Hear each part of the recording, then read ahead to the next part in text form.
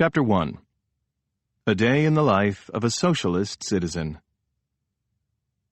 I'm writing this book in 2018, so if you're listening to a dusty copy someday in the future, you should know that Jon Bon Jovi is the most popular and critically acclaimed musician of this era. With that in mind, let's try a thought experiment. Say you're a big Bon Jovi fan, and really, why wouldn't you be? You're looking for a job, and you write Jon Bon Jovi a letter with your resume attached, and he's kind enough to give you a reference to work for his family's pasta sauce company. Now, as contemporary listeners will no doubt know, Bon Jovi brand pasta sauce is widely regarded as the finest pasta sauce. You take your position there bottling such Italian-American favorites as classic curry sauce with great pride. You're paid $15 an hour and work from 9 to 5 every day. It's not great, but you have bills piling up and weird hobbies to pay for. It's certainly better than being unemployed and stealing Wi-Fi from your neighbor Fred, a twice-divorced pediatrician who cried at the end of The Blind Side. Despite the unrivaled quality of their product, Bon Jovi is still a small firm. You're quickly trained in the most efficient way to bottle and seal pasta sauce. It's mind-numbing stuff, but otherwise things are okay. You take a liking to your coworkers and make friends. Over the months, you become better and better at your job. It might sound silly, but you take pride in the work. You believe in classic curry and its capacity to bring joy and satisfaction to people across the world. You also get along great with your bosses. It's a pasta sauce factory, not some Dickensian sweatshop. When you look sad, your foreman asks you what's wrong and tries to cheer you up. When you make a mistake, you're not fired, but given some friendly feedback. Mr. Bon Jovi even occasionally treats his employees to a Trenton Thunder minor league baseball game after work. On your one-year anniversary at the company, you get to counting. You used to bottle 100 pasta sauces a day. Now you average about 125. Proud of yourself, you tell your bosses. They say they're aware of how great you've been doing and really appreciate your service. They even nominated you for Employee of the Month. You thank them, but suggest that maybe it would be fair if you got paid 25% more to reflect your increased productivity. Your managers think about it and remind you that the economy is in a recession and many people are looking for work. They also invoke the company's mission statement about how innovative pasta sauce could one day change the world. Bon Jovi brand isn't a food manufacturer, it's a culture, an ethos, a creed, a way of life. It's hard to argue with any of that, and you're willing to drop the matter and just get by with your current pay. But luckily, your bosses end their spiel with a compromise. They'll pay you $17 an hour, and if you keep up the good work, there's a promotion with your name on it. You can't shake the feeling of elation. You're so happy that your coworker Deborah says to you, "Hey, you're absolutely glowing." And you tell her that's because you just got a raise to $17 an hour. She hesitates for only a moment, and then congratulates you, but something doesn't feel right. Later that day, you're passing by the labeling department and you see Deborah crying. Everyone's eyes at Bon Jovi are always a bit watery as a result of the vast amount of curry incinerated on the premises, but this seems different. Hey, you didn't happen to watch a 2009 sports drama written and directed by John Lee Hancock and featuring a gut-wrenching performance by Sandra Bullock? Yes, but I'm actually crying because I've been working here for 3 years and I only make $13 an hour.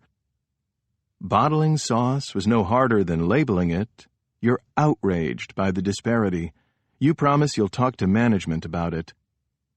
The next day, you do just that, saying, "Listen, I know I'm kind of a favorite around here on account of my personality, but it's really unfair that Deborah is paid so much less than me for doing basically the same work." Your bosses tell you that actually you aren't a favorite. In fact, everyone thinks you're kind of weird. They explain that the difference in pay is based on the fact that Deborah's old job gave her $7.50 an hour, so she was started at $11 here, which was still a big improvement. Plus, she's never asked for a raise the way you did. All that information seems accurate, so you go ahead and ask if she can also receive a raise. Your managers say that they'd love to do that, but times are tough, and to be honest, Deborah isn't as productive as some of her coworkers. They can't give everyone a raise. You learn that a big corporate rival has been winning market share by cutting labor costs and lowering the price of their sauce. The best thing we can do for Deborah is to make sure she has a job for years to come. You don't see them budging, so you drop the matter and tell Deborah you tried your best. But what happened to Deborah becomes a catalyst for change at Bon Jovi. First, employees meet together after work to talk about how much they're paid and what conditions are like at the plant. They care about the company, but they want to receive benefits like paid sick days. The meetings snowball, and eventually workers form a union. The union helps things for a while, but the next few years are tough for the curry-flavored pasta sauce market. Competitors in India, a land of curry, tomatoes, and cheap labor, are well positioned to disrupt the industry. There are rumors of the company being sold or jobs getting outsourced, but management says nothing. Finally, Mr. Bon Jovi addresses the speculation. We're in it for the long haul, we believe in pasta sauce, but more than that, we believe in people. Things would have to change to restore Bon Jovi brand to profitability, but the union contract limits Mr. Bon Jovi's options. He loves his employees, but it's sometimes necessary to saw off a leg to save a life. Without the freedom to unilaterally lay off redundant workers, Bon Jovi thinks up another plan. He gets a line of credit from his son John and uses it to upgrade machinery in the factory. At first, you welcome the development. Bottling pasta is hard work, and the new system will be semi-automated. If you turned out 100 jars an hour before, you figured you could do 200 now. But instead of making your life easier, the changes make your job more difficult. Your bosses are as friendly as ever, but they're under tremendous pressure themselves. They say everyone needs to produce 250 jars an hour for the sauce to be priced competitively, then 300 jars. The company even tries to find more time for you to bottle sauce, first by cutting lunch breaks, and then by extending the workday an hour. The union stops the latter, but the employees want to avoid disruptions and prove how productive American labor can be. Plus, it would look terrible for union leaders if a shop closed down just a few years after being organized. Imagine how many workers at other companies would be discouraged from doing the same. The result is that you feel helpless. Even before the more demanding work regime, you felt as though you didn't have a say in how things were run, and you got sick of being told what to do every day. You know your company is in a precarious position, but you also know that those in charge are getting paid 50 times more than you. Are they really doing 50 times the work? Couldn't you figure out how to do their jobs too? At the end of every day, you're physically and emotionally exhausted and unable to do the things outside of work you used to love. Write, swim, take out loans in the name of Fred's cat. You think about quitting, but without family or savings to rely on, it's impossible. Who put you in this situation? John Bon Jovi? Those curry-loving Indians? The answer isn't who, it's what. Capitalism. Capitalism isn't the consumer products you use every day, even if those commodities, wet wipes, tobacco, hair wigs, are produced in capitalist workplaces. Nor is capitalism the exchange of goods and services through the market. There have been markets for thousands of years, but, as we will see, capitalism is a relatively new development. Capitalism is different because you don't just choose to participate in it, you have to take part in it to survive. Your ancestors were peasants, but they weren't any less greedy than you. They had their little plot of land, and they grew as much crop as possible on it. They ate some of it, and then they gave a chunk of the remainder to a local lord to avoid getting killed. Any leftover crop they often took to town and sold at the market. But you, pasta sauce proletarian, face a different scenario. You might have said that you're into locally sourced, sustainable food on your Tinder profile, but you don't own any land. All you have is your ability to work, and various personal effects that I originally listed here in great detail, but have since been removed by my editor. Now, that's not nothing. You're an above-average student, a hard worker, and capable of thinking creatively and solving problems. But those skills aren't enough. They don't provide you with the stuff you need to survive. That's where Mr. Bon Jovi comes in. By virtue of owning a place of work, a boss has something any would-be employee needs. Without land to sow, your labor power by itself isn't going to produce any commodities. So you rent yourself to Mr. Bon Jovi, mix your labor with the tools he owns and the efforts of the other people he's hired, and in return receive a wage, which is really just a way to get the resources you need to survive. The power imbalances are obvious when you enter into your employment contract. Though Mr. Bon Jovi needs workers, he needs you as an individual employee less than you need grocery money.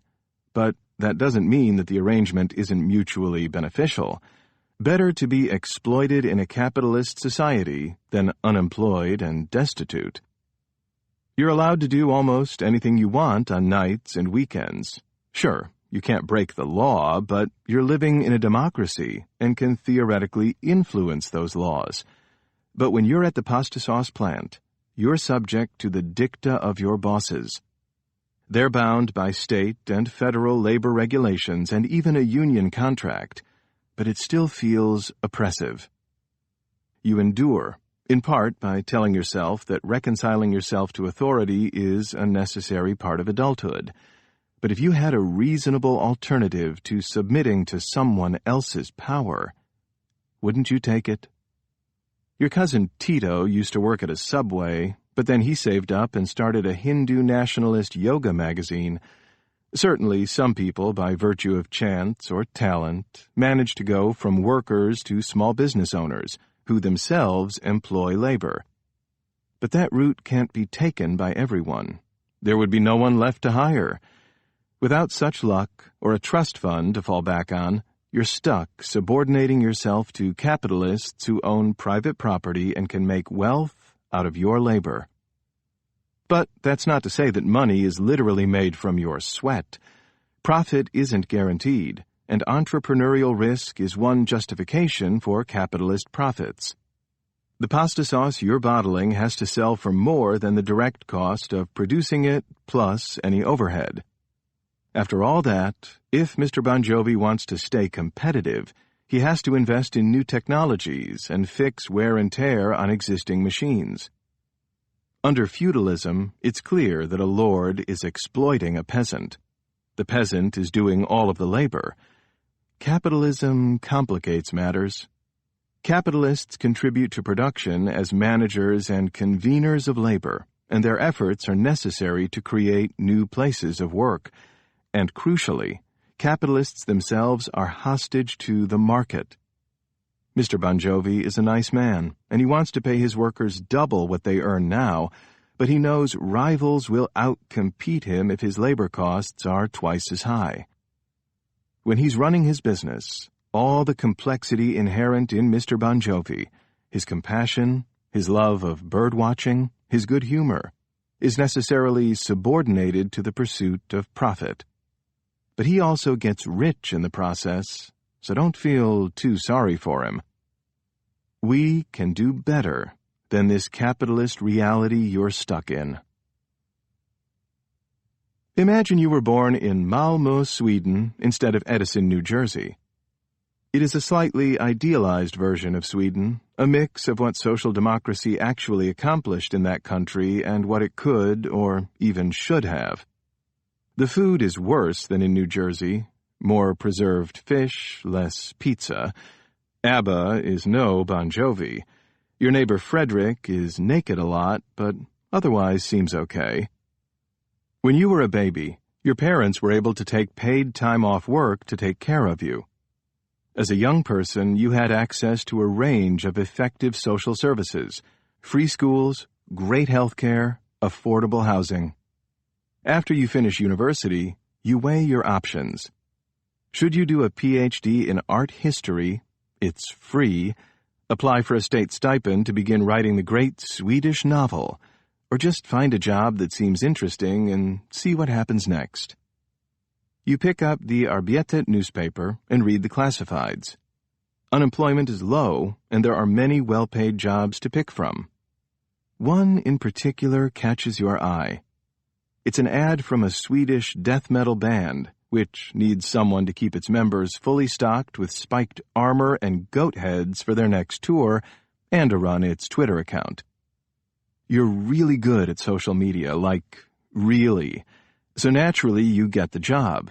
€20 an hour, 35 hours a week, with 6 weeks of paid vacation. You start working, and you find that things are okay. Your bosses are too busy making music to supervise you too much, so you have a lot of autonomy. Online ticket sales grow 12% in your first year, and you receive a nice raise. But you're not really happy with the work. You quit. In Sweden, unlike in New Jersey, more spheres of life are decommodified, meaning they're taken out of the market and enjoyed as social rights. Even though you are unemployed, indeed, you would not have quit your job otherwise, you can rely on benefits, engage in civic life, and take some time to consider what to do next.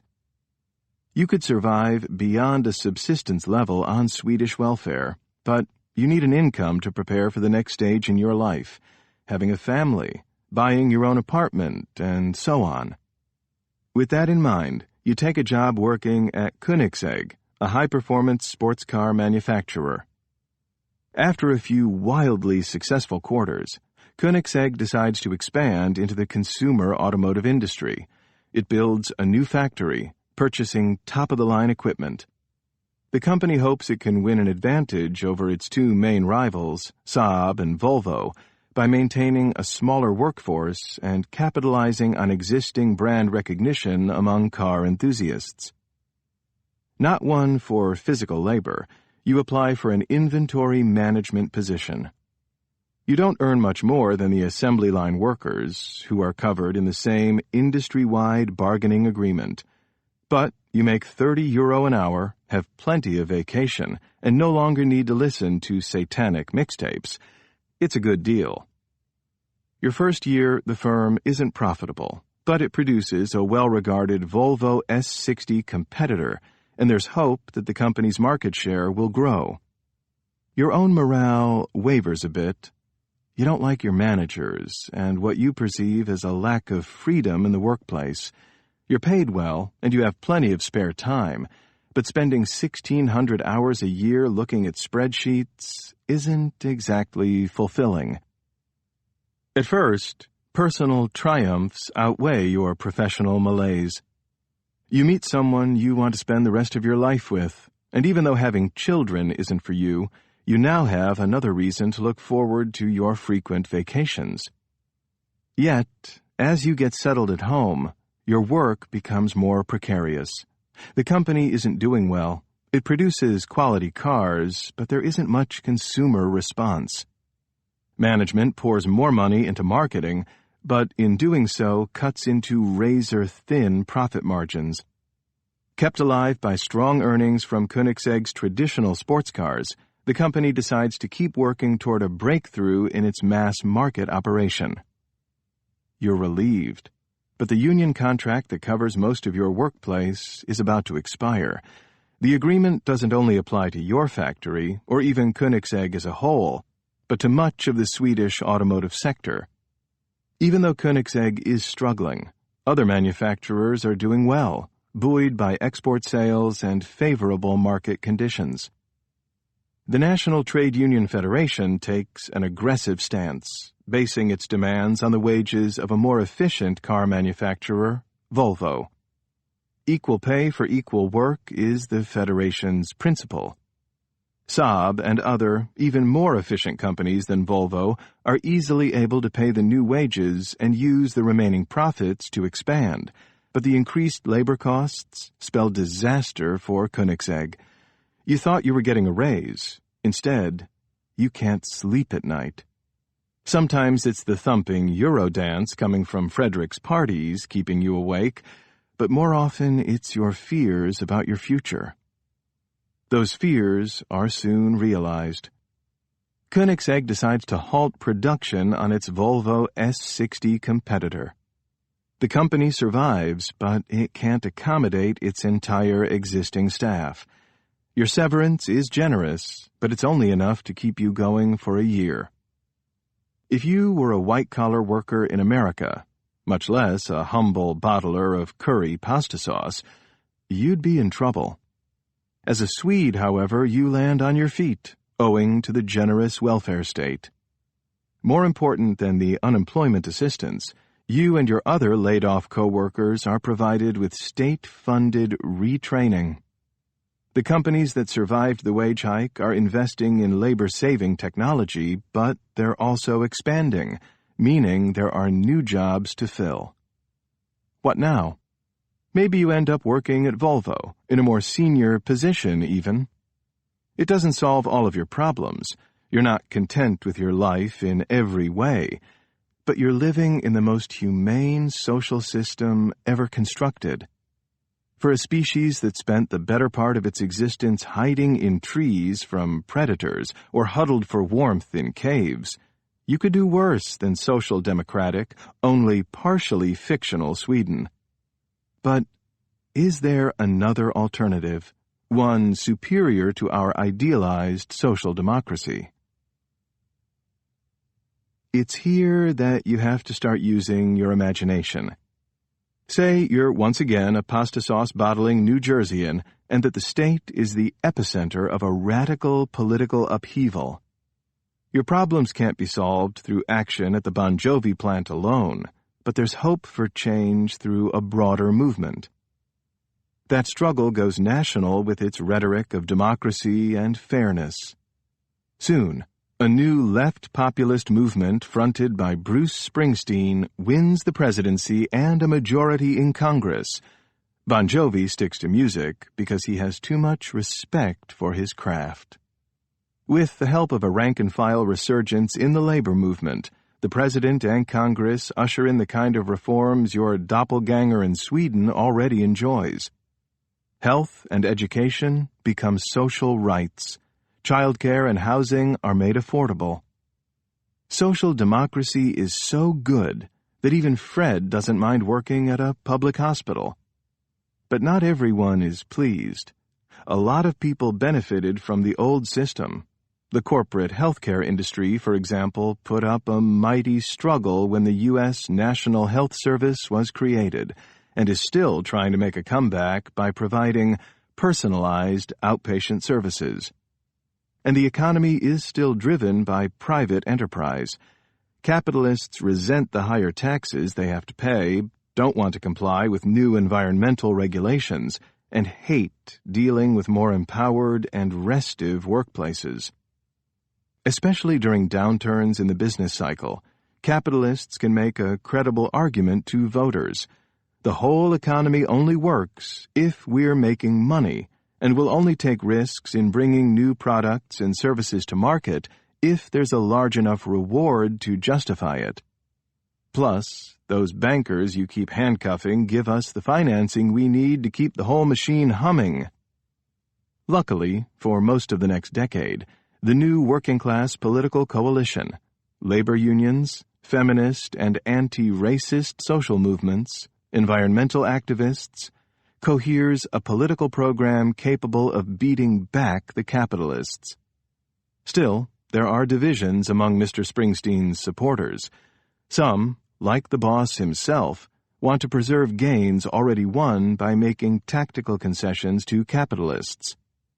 With a baseline of profitability protected, he and like-minded politicians argue, a segment of the elite can be persuaded that they benefit more by sticking with American social democracy than closing up shop or moving abroad. Others are less compromising, but though they push the system to its limits, they don't believe it can be transcended. They settle for as much socialism as capitalism can take, supporting cooperatives and helping enlarge the public sector to mitigate the power of big corporations. Finally, there are radicals who want to break from capitalism entirely and create an even more democratic and egalitarian society. These ideas and debates swirl around, while circumstances provide an opening for the radicals. Not only does a sizable minority of the nation make clear a desire for more left-wing reforms for ideological reasons, opposition to hierarchy and exploitation, even in a tempered state, but others come to support the socialists for practical reasons. You're among the latter, believing that to even preserve the gains already made, capital flight and the continued political resistance of outnumbered but still powerful elites need to be taken on directly. The nation is convulsed by strike waves matched in their intensity by owner lockouts. Social movements make heard long-muted demands for justice and equality, and people entirely new to politics hit the streets. Workplaces are occupied, and bosses are even kidnapped by radicalized workers. Even Fred finds a socialist group willing to have him, the 6-member International Workers' Committee for the 6th International. Religious organizations and others concerned with the instability call for a return to law and order. But in the end, a socialist coalition has a mandate to change society. It does not have a precise blueprint, and there will be need for improvisation and new thinking. But it does have the benefit of both the recent lessons of Springsteenist left governance and those from the often tragic 20th century experience of socialism in power. History doesn't usually offer second chances, so what would we do with one? For years prior to this moment, there have been arguments within the modern American socialist movement, of which you are now part, about what exactly we oppose in capitalism and what we can live with. Capitalism is a social system based on private ownership of the means of production and wage labor. It relies on multiple markets, markets for goods and services, the labor market, and the capital market. The left wing of the Springsteenist movement opposes private ownership of production and wage labor because of the power it gives some people over others.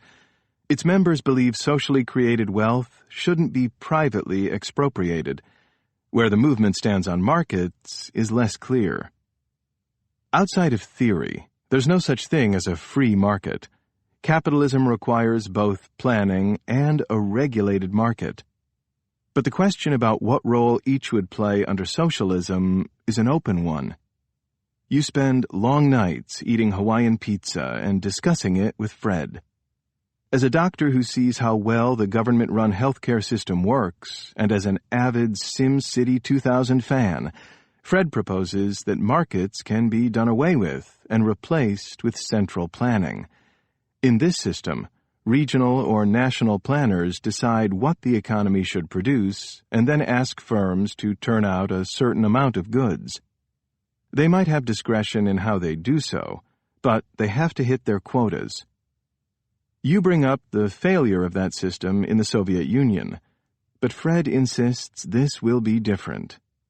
Unlike in the old USSR, civil society would be free and the plan could be formed democratically. You're skeptical, as you know that in the past, planned economies went hand in hand with authoritarianism and corruption. Beyond that, they had trouble with informational problems. Backward countries using command economies were able to rapidly industrialize. Yet, problems grew over time, as more and more goods had to be produced, all of which required prices to be set by planners without the range of consumer feedback that markets provide.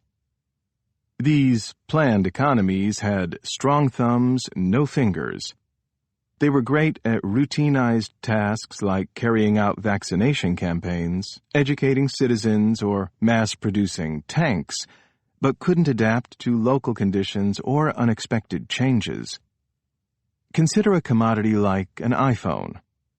It is composed of hundreds of parts, each requiring dozens of raw materials, all of them mined, produced, and transported by thousands of people. How would we coordinate all of them? Now multiply that dilemma to an almost infinite combination of consumer preferences, goods, and services. Why wouldn't factory managers wastefully use raw materials, requesting more than they needed for production out of uncertainty, like they did in the Eastern Bloc? Look at Walmart and Amazon, Fred counters. I thought you only shopped local, you reply. But he has a point. If Walmart was a country, it'd have a larger GDP than the whole of East Germany in 1989, and much of its activity is consciously planned, without crippling inefficiencies. You remain skeptical, but reply that even if new technologies solved calculation problems and markets could be simulated and responded to by planners and producers, incentive problems would still exist.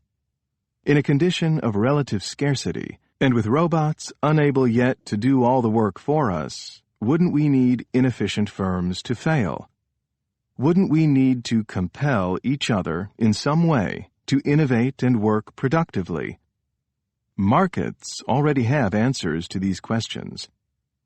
Yes, a democratic planning board could, with oversight from civil society, close the worst firms and provide perks to the most efficient workers, but this process seems vulnerable to political lobbying or worse. As you see it, in Fred's idealized version of central planning, too much seems to be riding on the general population developing a socialist consciousness. Still, among some socialists, more democratic, local, and non-market ways for people to communicate their consumer preferences are being discussed. Neighborhood councils could lay out their consumption needs and reconcile those demands with what democratic workplaces are willing and able to produce. But these councils run the risk of being tedious, the sort of things only people who like endless meetings would enjoy. That's not to mention the complexity of trying to negotiate among all parties in such a system. Your debate with Fred plays out across society. On ideological grounds, it's legislated that workers should control their firms and that they should no longer receive a wage, though there would still be minimum incomes based on job classification, becoming real stakeholders in their companies instead. Two key markets under capitalism are thereby done away with, the traditional labor market and capital markets. But markets for goods and services remain. Too many informational problems exist for them to be done away with. Companies will also still have to compete with each other. Inefficient firms will collapse, though the fall for individual stakeholders in a firm would be cushioned by the welfare state, even more so than it was in our idealized Sweden. These measures provoke turmoil as capitalists muster desperate acts of resistance.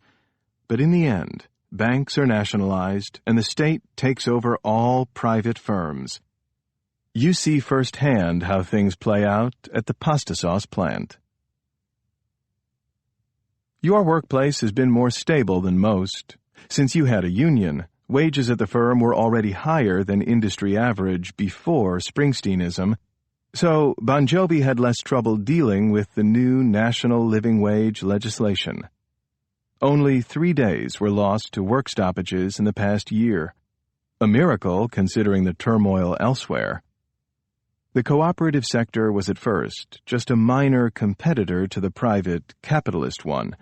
Congressional legislation was passed to socialize shuttered businesses or those already occupied by workers, but the policy proved popular, and it was a way to erode the power of capitalists still trying to roll back reforms. It was expanded to firms employing more than 50 workers, Bon Jovi's included. Along with other shareholders, he was expropriated with compensation on a prorated basis. Indeed, he received more than others by agreeing to cooperate with the transition. It wasn't that Mr. Bon Jovi was supportive of the process. He was simply resigned, worn down by years of inroads into his property rights. With his payout, he was able to retire comfortably and reconcile himself to the new order. Other capitalists were more resistant. They were free to organize in civil society, but moderate Social Democrats constituted a far more powerful opposition to the governing radicals. A tiny minority of elites, including an eccentric George W. Bush grandson, even sincerely adopted the socialist cause. It's May 1st, 2036, and things have been slowly shifting around you for years. But on this day, everything will decisively change. The final shares of Bon Jovi brand pass into state ownership. Don't worry, though. You're not trading a set of unelected private managers for distant government bureaucrats. Collectively, you and your co-workers now control your company. You're more like citizens of a community than owners. You just have to pay a tax on its capital assets, the building and the land it's on, machinery, and so forth, in effect renting it from society as a whole. To preserve the value of the capital stock in your care, a depreciation fund must be set up for repairs and improvements. Your tax goes into a public fund, which invests in new endeavors. More about that later. But the tax you pay also solves the problem of different production processes having wildly different capital-labor ratios. If workers simply collectively owned their firm's capital, those in capital-intensive industries would earn far more profits than those in labor-intensive ones. Having different rents prevents that. You also have to pay a graduated income tax, as you did before, on the income you take home. This funds social services and other state expenditures. A meeting is convened at the start of the day, and everyone looks differently at the worn-down factory that you came to despise, but that now belongs to you and your colleagues. The sense of pride quickly subsides as practical business begins. Though new laws assert that everyone should participate in management on equal footing, this is implemented in various ways across companies. Because it is a larger enterprise, a representative system of governance is approved at Bon Jovi. Workers from each department elect delegates to a proportionately elected Workers' Council. This council has oversight over the entire business and is tasked with appointing management, including a managing director. You get yourself elected as a council member, and in choosing the new management, vote for a mix of experienced middle managers and others drawn from the shop floor. Most have already been trained, while the rest have demonstrated themselves to be quick studies. Those selected have a 3-year term that can be extended, though they're required to spend at least 2 weeks a year on the shop floor. Collectively, the Workers' Council also writes a new firm operating agreement and suggests pay differentials, subject to approval from the general membership and to annual revision. In the new system, workers don't get a wage. Instead, they get a share of the profits. However, it is decided that people should receive more compensation for roles that involve more stress, responsibility, or training. On the other side of the spectrum, jobs that are seen as undesirable are paid well enough to ensure they're adequately staffed. Here's how the compensation table at the plant played out. For the managing director, required education, $100. Skill and/or experience, $170. Authority, $150. Responsibility, $200. Physical effort, $10. Mental effort, $100. Working conditions, $10, for a total of $740. For the technical director, required education, $130. Skill and/or experience, $140. Authority, $140. Responsibility, $160. Physical effort, $10. Mental effort, $90.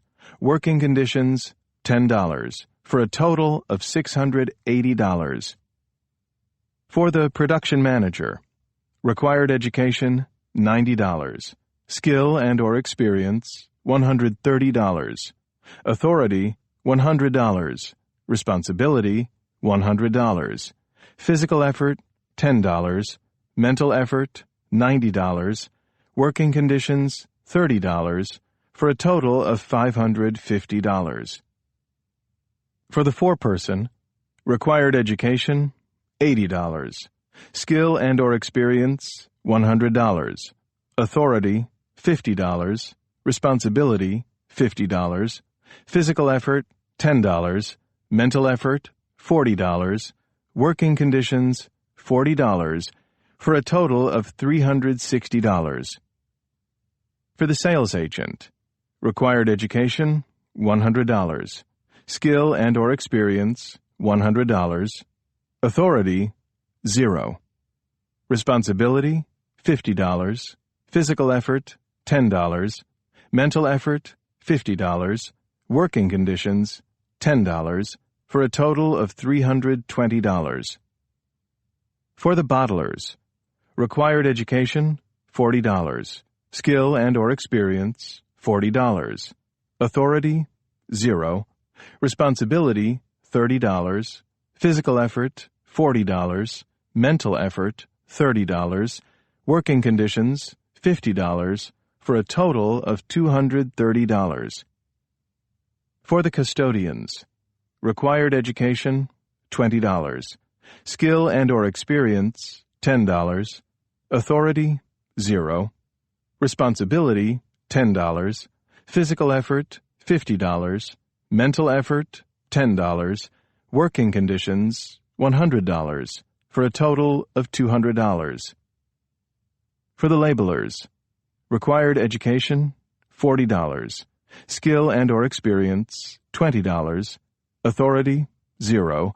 Responsibility, $30. Physical effort, $30. Mental effort, $20.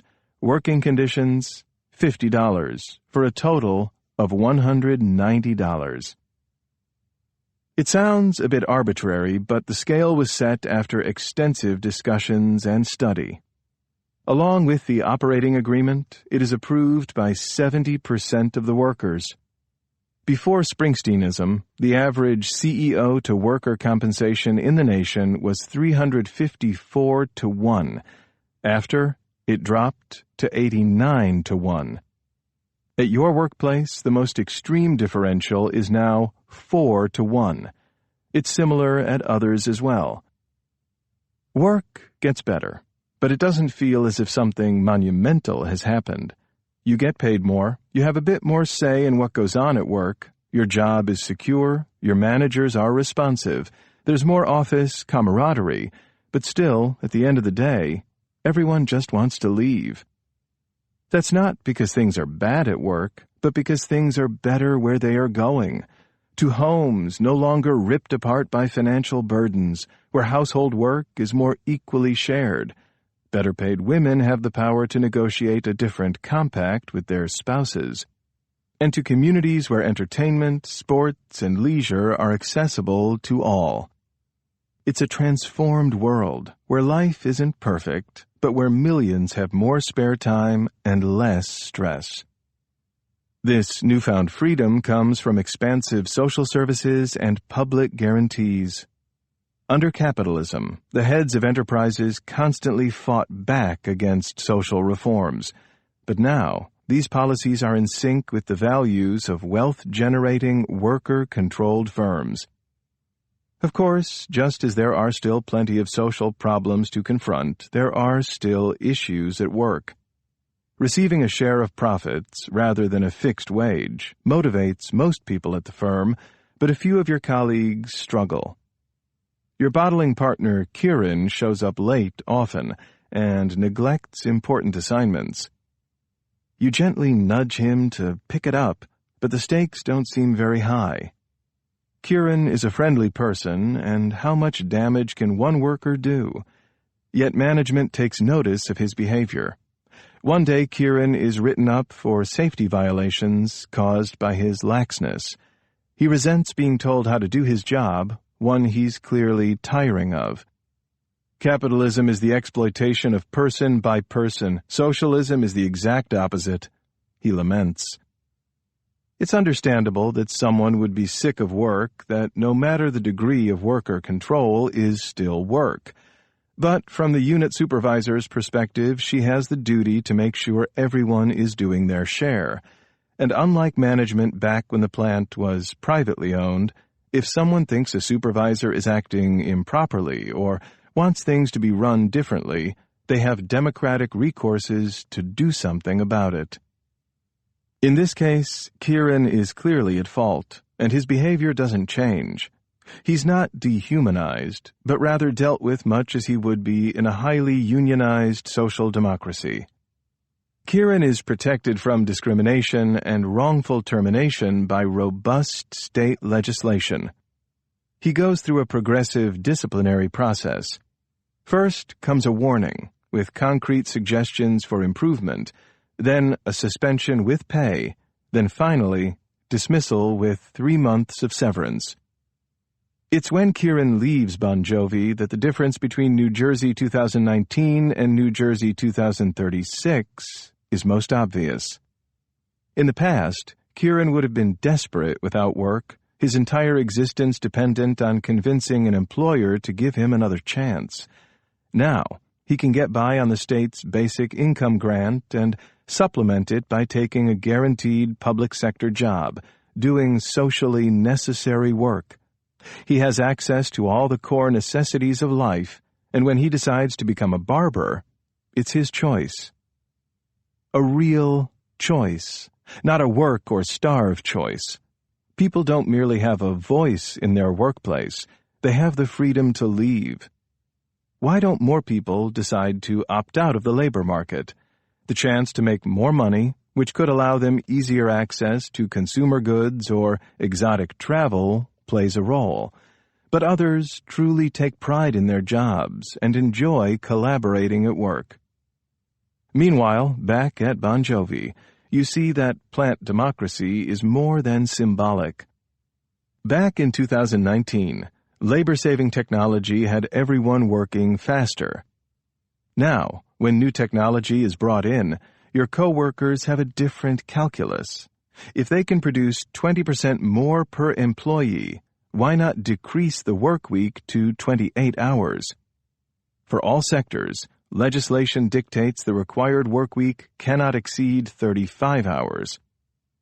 There is still market competition, and firms still fail, but the grow or die imperative doesn't apply when your enterprise's goal is no longer to maximize total profits, but rather to maximize profit per worker. And instead of a race to the bottom, there's pressure to make sure janitorial and other dirty jobs are well compensated. In time, many of these tasks will be automated. People used to fear that machines would bring about mass unemployment, but now you and most others look forward to the social impact of technological innovations. At this point, you've been bottling sauce for 20 years. You've seen the firm adapt to new consumer preferences and maintain a steady market share for much of that time. Though the future looks bright, you decide to do something else with your life.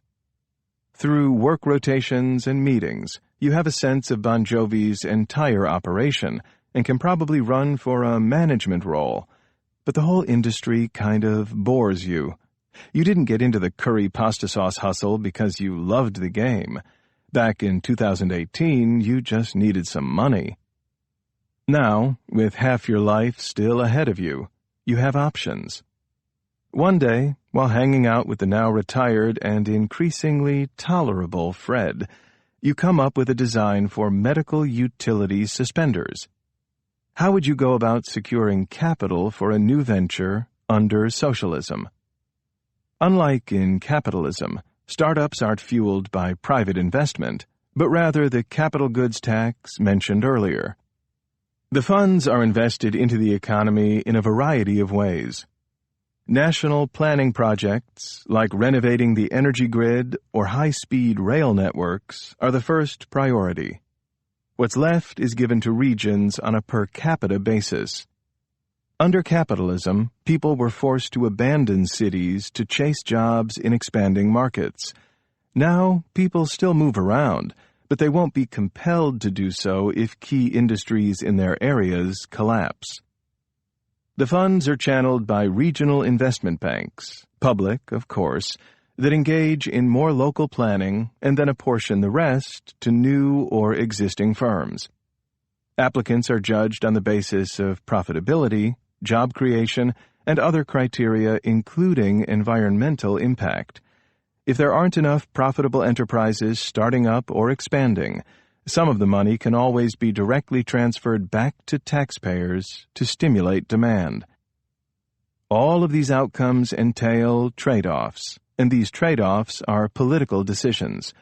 Citizens in one area might pursue a different policy balance than those in another, and adjustments would be made constantly, with successful experiments emulated. The partners you bring into your firm will be just that. They'll be shareholders, not your employees. But since you're starting the firm, you have some discretion in setting the initial operating agreement. In order to attract workers, you need to keep income differentials relatively flat. But in the end, it's worth it to you. You and Fred are rewarded for your new invention with a small amount of state prize money, and you do end up earning more as an elected manager at your new job than your old one. But what's more significant is the fact that your suspenders catch on and become a fashion statement outside of the medical profession. You've finally left your mark on the world. The decades pass on, and you eventually retire, cared for by the society that you contributed so much to, while enjoying the love of friends and family. Looking out at the broader world, you see that things are as dynamic as they were in 2036. With more decisions in the hands of ordinary people, civil life is full of political debate and new ideas. Even distributional questions are still not settled. A center-right party advocates for more market incentives and a reduction in the basic income. A center-left party questions traditional metrics of growth, proposing a happiness index instead. An internationalist left calls for more vigorous support for the workers' movement abroad and more extensive democratic planning at home. And yes, there is a right calling for the restoration of capitalism, but its support diminishes over time, much like monarchism slowly lost supporters in the 19th and 20th centuries. It's a starting point, then, for a better society, not necessarily a happy ending. You'll live long enough to see whether or not, as abundance and automation spread, there will be less need for material incentives. You'll see whether markets can be eroded further, and you'll ask, as many others will, if that would be desirable. There's a greater sphere for participation, as democracy has been radically extended to the social and economic realms. That carries with it some risks. Struggles against racial disparities and further battles against the sexual division of labor will be needed. Informed citizens will have to watch out for new forms of exploitation and oppression, and small inequities spiraling into bigger ones. But these are the perils of democracy, and a small price to pay for living in the world's first truly democratic society. Though hardly approaching rich Instagram kids on a yacht levels of privilege, in all these examples, you're doing okay to begin with. Even under capitalism, you enjoyed a solid education and found employment. You even had leisure time. Millions today living in the richest societies in history, however, can claim no such luck. For these people, much less billions in the global South, the struggle for reform is urgent. Capitalist growth has produced wonders, and especially when harnessed by strong states, it continues to. but it also has proved itself to be no natural friend of democracy, civic freedom, the environment, or the lives of those it doesn't have a profitable way to exploit. At its core, to be a socialist is to assert the moral worth of every person, no matter who they are, where they're from, or what they did. With any luck, future generations will look back at the time when life outcomes were accidents of birth with shock and disgust, the same way we look back on more extreme forms of exploitation and oppression, slavery, feudalism, and so on, that have already been done away with. If all human beings have the same inherent worth, then they must be free to fulfill their potential, to flourish in all their individuality. In order to realize this kind of expansive freedom, we need to guarantee at least the basics of a good life to all. And given the opportunity to thrive, people can contribute to society and create the conditions in which others can do the same. Freedom for working people today, however, means limiting the freedom of those who benefit from the inequities inherent in class society. Socialism is not so much about trading in freedom for equality, but rather posing the question, freedom for whom?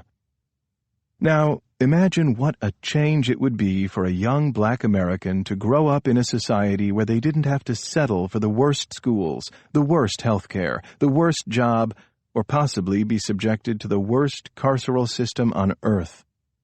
Imagine what it would mean for women if they were more easily able to leave abusive relationships or escape workplace harassment with the help of strong welfare guarantees. Imagine our future Einsteins and Leonardo da Vinci's liberated from grinding poverty and misery and able to contribute to human greatness. Or forget Einstein and Leonardo. Better yet, imagine ordinary people with ordinary abilities having time after their 28-hour work week to explore whatever interests or hobbies strike their fancy, or simply enjoy their right to be bored. The deluge of bad poetry, strange philosophical blog posts, and terrible abstract art will be a sure sign of progress. But if we're already in our idealized version of Malmö, Sweden, one that might have been close to reality back in 1976, why would we want to go further? A good social democracy checks a lot of the boxes mentioned earlier, and presumably where it falls short, it could be improved without completely doing away with private ownership.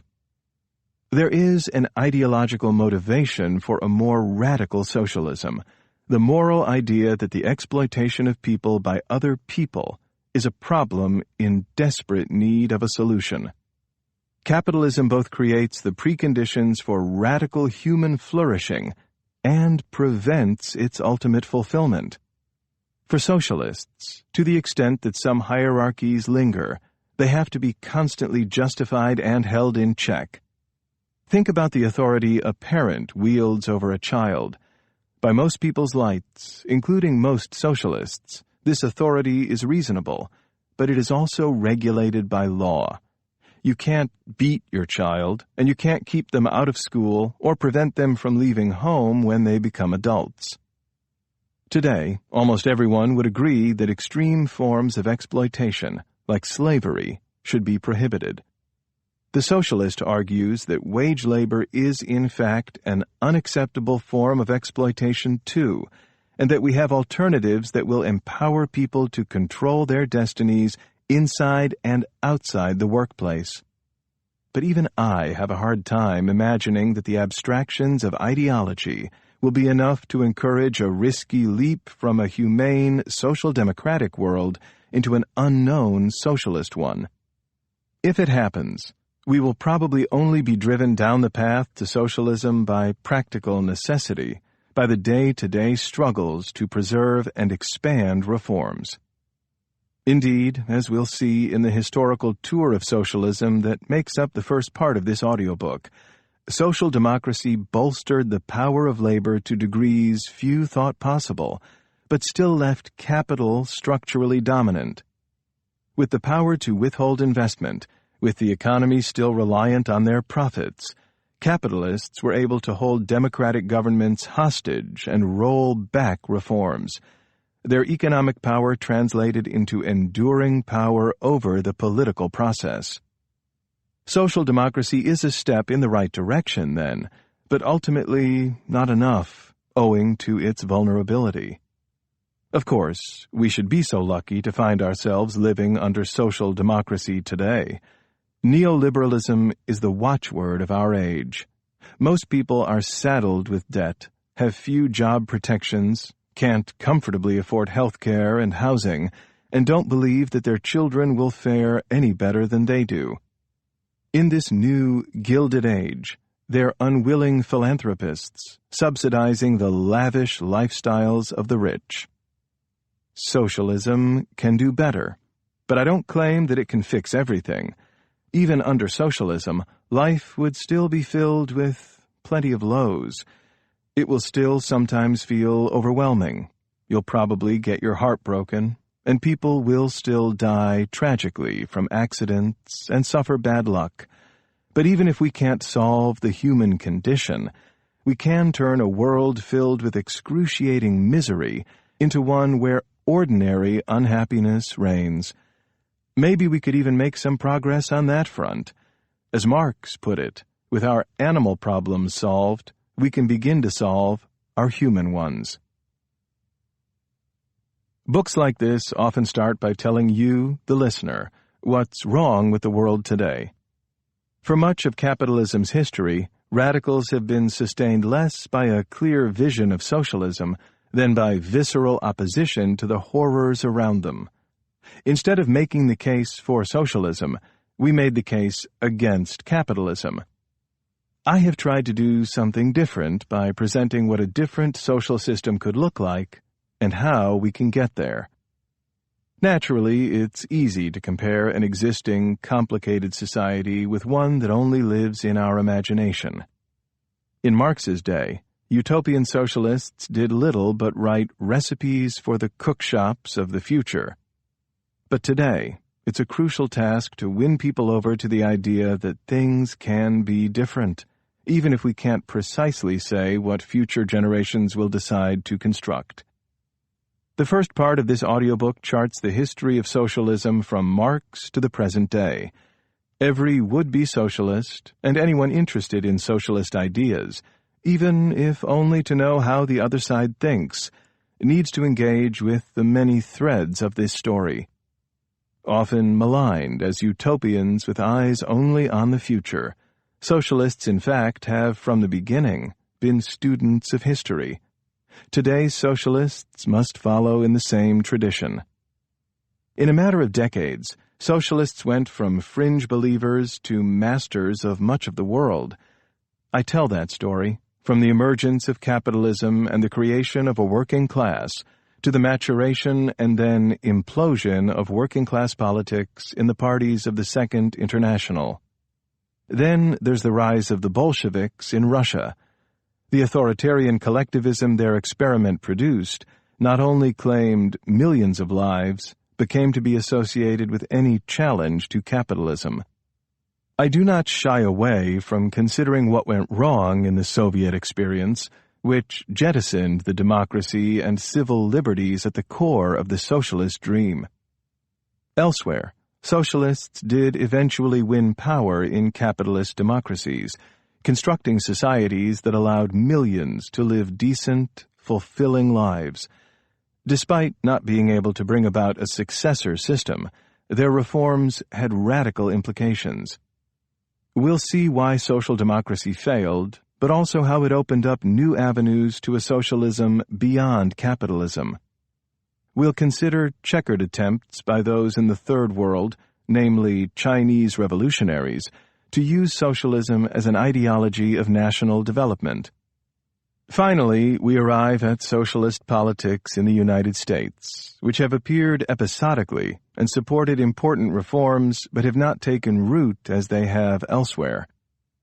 The 20th century, for both good and ill, left socialists with plenty of lessons. The history that follows is not comprehensive but selective, aiming to draw out those lessons from both the revolutionary and the reformist wings of socialism for the present day.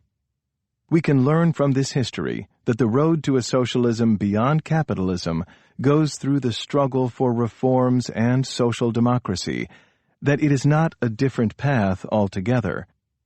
We can also learn that we can't rely on the professed good intentions of socialist leaders.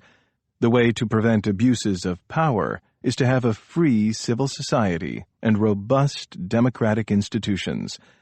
This is the only socialism worthy of the name. Today there is much talk of democratic socialism, and indeed I see that term as synonymous with socialism. What separates social democracy from democratic socialism isn't just whether one believes there's a place for capitalist private property in a just society, but how one goes about fighting for reforms.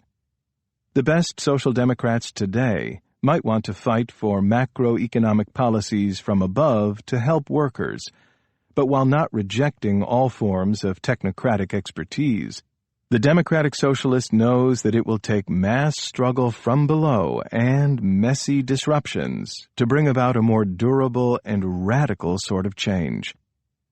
In the second part of this audiobook, I discuss the world today and why there are new opportunities for this better sort of socialism to take root. As we'll discuss, Britain's Jeremy Corbyn and the United States' Bernie Sanders have pursued a class struggle social democracy, unleashing popular energy that has revitalized the left as a whole. I offer a tentative strategy for taking advantage of this unexpected second chance and explain why the working class can still be an agent of social transformation.